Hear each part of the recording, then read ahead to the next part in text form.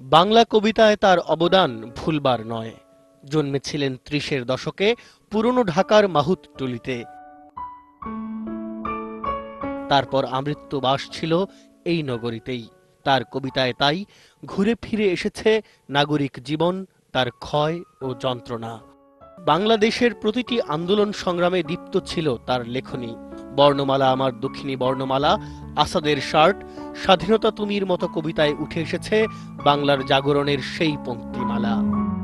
স্বাধীনতা তুমি, রবি ঠাকুরের অজর কবিতা, অবিনাশী গান। স্বাধীনতা তুমি, কাজী নজরুল, ঝাঁকড়া চুলের বাবরি দোলানো মহান পুরুষ। দীর্ঘ ৬০ বছরের লেখালেখি জীবনে গ্রন্থের সংখ্যা ১০০-রও বেশি। কবিতা ছাড়াও লিখেছেন নানা বিষয়ে।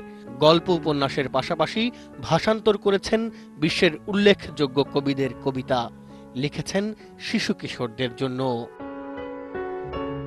স্বীকৃতি হিসেবে পেয়েছেন বাংলা একাডেমি ২১শে পদক, স্বাধীনতা পদক সহ অসংখ্য সম্মাননা ও পুরস্কার। শিমুল সালাহুদ্দিন, ইন্ডিপেন্ডেন্ট নিউজ।